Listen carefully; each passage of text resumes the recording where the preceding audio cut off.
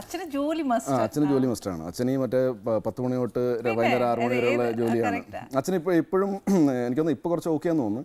അല്ലെങ്കിൽ കഴിഞ്ഞ ഒരു വർഷം മുമ്പ് വരെ അച്ഛന് ഇടയ്ക്കിടയ്ക്ക് പറയും. ആ വഴക്കിൻ്റെ ഒരു അളവ് കുറയുകയും ആ ഒരു രൂക്ഷത അത് കുറഞ്ഞതല്ലാണ്ട് അച്ഛന് സമാധാനമായിട്ടില്ല. അച്ഛൻ ഇപ്പോഴും ഇപ്പം എനിക്കൊരു ജോലി കിട്ടുവാണെങ്കിൽ അച്ഛൻ ഹാപ്പിയാണ്.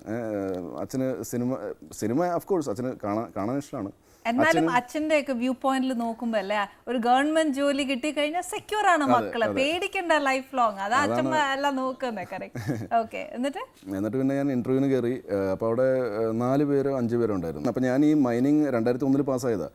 അപ്പോൾ കുറേ കാര്യങ്ങളൊന്നും എനിക്ക് ഓർമ്മയില്ല. പിന്നെ നമ്മൾ പാസ്സാകാൻ വേണ്ടി പഠിച്ചതാണ്, അല്ലാണ്ട് ഇതിൽ കരിയർ ഉണ്ടാക്കാൻ വേണ്ടിയൊന്നും അല്ല. അപ്പോൾ അതുകൊണ്ടൊന്നും ഓർമ്മയില്ല. അപ്പോൾ ഞാൻ തലേദിവസം കുറച്ച് സാധനങ്ങളൊക്കെ കേരളത്തിലെ മൈനിങ് എൻവയറമെൻറ്റ് എന്താണ് എന്നൊക്കെ നോക്കാൻ വേണ്ടിയിട്ടൊന്ന് ഗൂഗിൾ ചെയ്ത് നോക്കിയേ.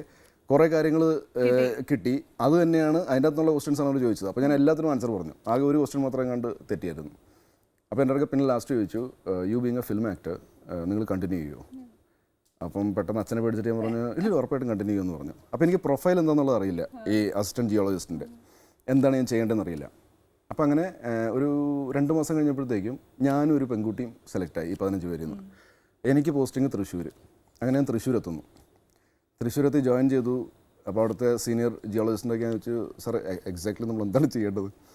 അപ്പോൾ പുള്ളി പറഞ്ഞു, സൈജുവിൻ്റെ സംഭവം എന്താണെന്ന് വെച്ചാൽ ഈ ഇല്ലീഗൽ മൈനിങ് നടക്കുമല്ലോ. അപ്പോൾ ഈ ടിപ്പറിൽ മറ്റേ മണലൊക്കെ കടത്തിക്കൊണ്ട് വരും.